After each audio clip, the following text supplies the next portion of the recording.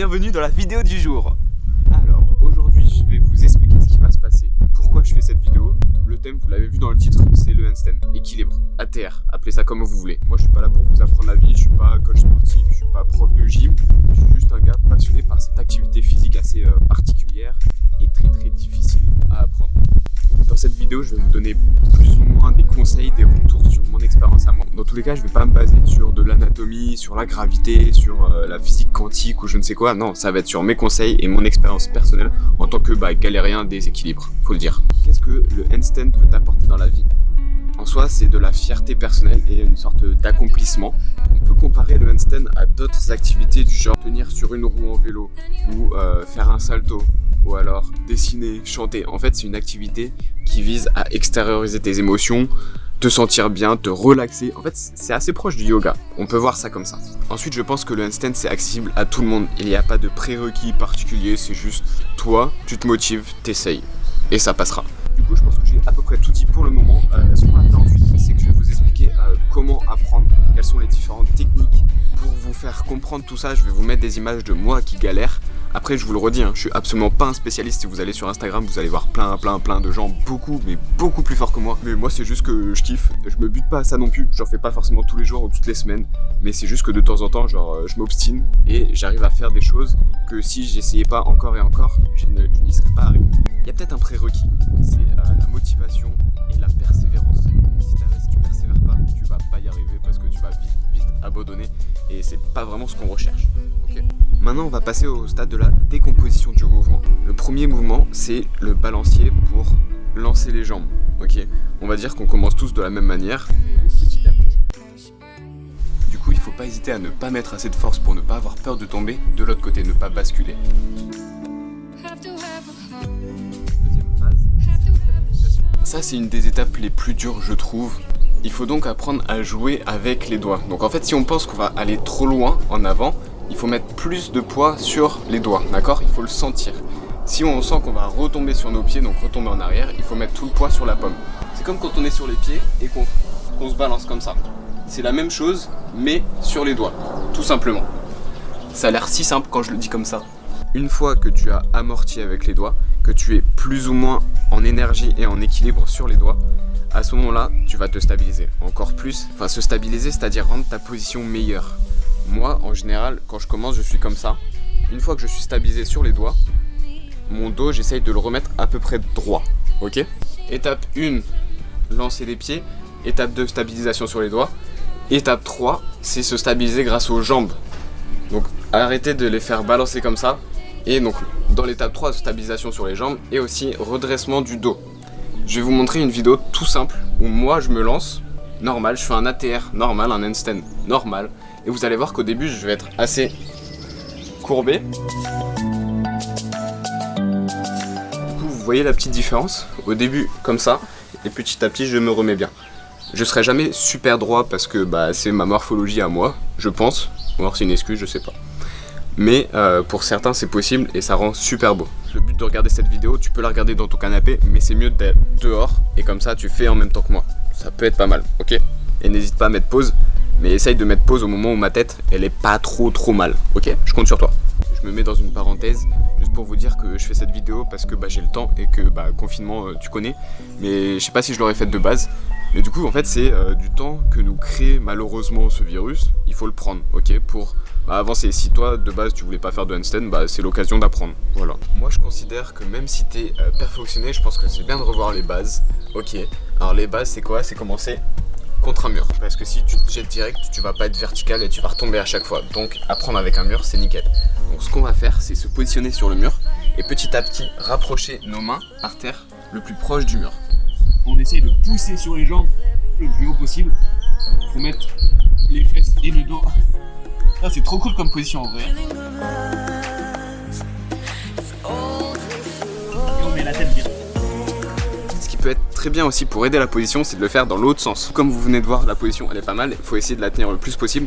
Comme ça en plus ça va travailler les bras et ça va permettre au corps de s'habituer à avoir tout le poids du corps sur les bras, sur les mains. En vrai, je me confesse à vous, la casquette rouge, c'est pour aller avec ma tête, parce qu'à chaque fois que je fais un handstand, tout le sang il monte sur la tête et je deviens rouge. En plus, je suis roux, ça aide pas. Du coup, ça c'est une très bonne technique aussi pour se muscler et faire du renforcement musculaire. Moi, je suis assez flemmard, je fais pas le renforcement musculaire, c'est pour ça que pour certaines positions, j'ai du mal en handstand, parce que mes bras ils sont pas assez costauds, j'ai pas une souplesse d'épaule assez forte.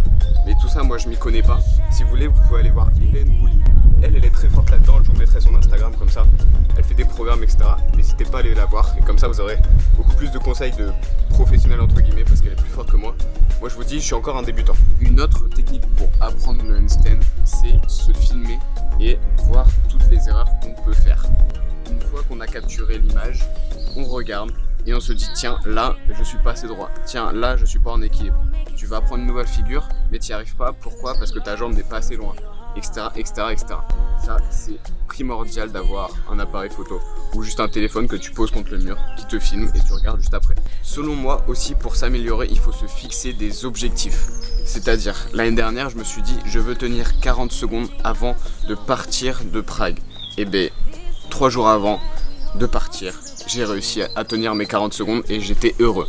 Pourquoi? Parce que j'ai essayé tout au long de l'année de tenir un maximum. Ce qui est très sympa aussi, c'est de se trouver des potes qui sont à peu près comme toi, du même niveau, et se challenger. Moi, j'ai réussi à faire cette figure-là. Est-ce que toi, tu sais la faire? Non? Bah vas-y, apprends, et après on essaye. Ou alors trouver une nouvelle figure pour les deux. D'accord? Comme ça, tout le monde part de zéro. C'est une manière aussi de se motiver. Et ça, la motivation, c'est super important. Je vous le répète, il faut persévérer un maximum. Essayez, essayez, essayez. Pour se motiver, je pense qu'il faut en fait ne pas toujours se dire ouais, le handstand, tu te mets sur les mains et après c'est bon, c'est fini, t'as rien d'autre à faire. Non, t'as plein de choses à faire. Donc, comme on a vu peut-être vous en acro-gym à l'époque ou en gymnastique, que ce soit au collège ou au lycée, on avait 3 différents stades pour valider un ATR. Le premier, c'était de rester 3 secondes à peu près à la verticale. Le deuxième, c'était de faire une rotation, une demi-valse on appelle ça. Tu te mets sur les mains et tu as le droit à 2 mouvements de bras pour tourner, tout simplement. Donc en fait, de base tu es comme ça et tu finis comme ça. Si tu arrives à faire ça, en fait, ce sera déjà pas mal. Comment faire ça? Comment faire cette demi-valse? En fait, il faut créer un déséquilibre. C'est-à-dire qu'il ne faut pas être totalement vertical, il faut pousser un peu plus pour que les pieds commencent à tomber vers devant, on va dire. Une fois que tes pieds commencent à tomber, à ce moment-là, tu vas dire la main elle va vouloir bouger pour se rattraper. Et à ce moment-là, tu bouges une première main qu'il va falloir tourner un petit peu quand même. Et la deuxième, tu viens la mettre. Et logiquement, tu as fait à peu près 180 degrés. Ah, j'ai le tournis. Oh putain, j'ai le tournis. Au début, tu vas faire plein de mouvements de la main. Tu vas pas en faire que 2 grands. Tu vas en faire plein de petits. C'est pas grave. C'est comme ça qu'on apprend, il faut essayer encore et encore, je le répète. Ok, une fois que ça c'est validé, tu as une autre manière de se dire, ici c'est pas dangereux, si je foire, je vais pas me faire mal. Comment faire? Tu fais un ATR normal et tu vas venir rentrer la tête et mettre la tête par terre et rouler, faire une roulade à la fin au final. En vrai, on pense souvent que marcher sur les mains, ça veut dire qu'on n'est pas très fort et que c'est synonyme de bas niveau, alors que pas du tout. En vrai, c'est un bon exercice aussi. Je vais vous montrer comment faire et c'est comme la demi-valse, il faut juste créer un déséquilibre vers l'avant et du coup tes mains elles vont avancer toutes seules. Et là la position, en vrai, on s'en fiche un peu. Moi je vais me mettre en position banane, je vais mettre mes pieds le plus devant possible pour avancer le plus vite possible. En vrai, je vous ai pas assez parlé de la position des mains. C'est comme les pompes, il y a différentes manières de le faire. Quand on positionne les mains par terre à peu près à la même distance des épaules, donc distance d'épaule c'est à peu près ça, comme ça. Là, c'est le plus facile. Plus tu vas rapprocher, moins tu vas avoir d'équilibre. Ça, c'est avec les théorèmes de Newton ou je sais plus quoi. Si le polygone de sustentation est plus petit, tu es moins en équilibre. Si tu le mets plus grand, tu vas être plus en équilibre, mais je pense personnellement que ça va plus forcer sur les bras. Si tu forces plus sur les bras alors que t'es pas assez musclé comme moi, bah t'es en PLS et t'y arrives pas. Donc, meilleure position comme ça. Après, on s'entraîne toujours à avoir les mains dans la même position. Ok, donc pour toute la partie théorique, on est bon. Là, je vais passer plutôt aux figures et aux peu de choses que je sais faire, d'accord? Donc toi, je pense que même toi, tu peux y arriver. Même toi derrière ton écran là, oui, toi, tu peux y arriver. Je vais te dire lesquels je fais. Je connais pas les noms, mais c'est juste que voilà, c'est explicatif en fonction de la position de mon corps, tout simplement. La première figure que je voulais vous montrer, c'est une sorte de balancier de gauche à droite. Alors moi, je vais prendre mon temps. Je vous le mets à la vitesse réelle. En fait, ton corps va venir se balancer à droite et à gauche. Donc le poids de ton corps va se répartir petit à petit sur ton bras droit et sur ton bras gauche. ce qui est assez compliqué au final, donc il faut prendre son temps, bien comprendre l'énergie et l'équilibre que tu as. Deuxième exercice, l'écart facial et latéral. En fait, ça veut juste dire qu'il faut que tu écartes tes jambes en mode grand écart. Comme tu vois, moi je suis absolument pas souple, voilà. Ensuite, la troisième petite situation, c'est plier les jambes.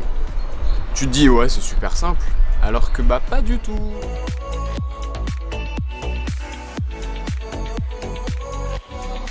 Une autre chose qui est assez esthétique si tu sais bien le faire, c'est croiser les jambes. Moi je le fais de manière très simple et très basique, voilà. Ensuite, tu peux aussi travailler sur le fait de te tenir bien droit. Et se tenir bien droit, ça veut dire aussi rentrer la tête. Rentrer la tête, il faut y aller petit à petit parce qu'au final, tu vas perdre tous tes repères. Au début, on regarde toujours entre nos mains. Et toi, tu vas commencer à regarder derrière toi. Donc en fait, tu vas pas balancer ta tête d'un coup. Tu vas pas réussir du premier coup, ça c'est sûr. Il faut petit à petit mettre ton regard le plus loin possible derrière jusqu'à avoir ta tête dans la continuité de ton corps. Ensuite ça rend super bien aussi, mais il faut être assez souple du dos. Ce n'est pas mon cas, mais je vais te montrer, tu vas capter à peu près comment c'est. Donc c'est en gros mettre les pieds derrière la tête. Donc il faut relever la tête et balancer les pieds derrière. Et ouais, en vrai c'est une galère. Voilà, je vous avoue, je suis au bout de ma vie, j'en peux plus. Juste une dernière chose à vous montrer, les petites barres. Je te montre juste à quoi ça ressemble, même si je suis archi nul.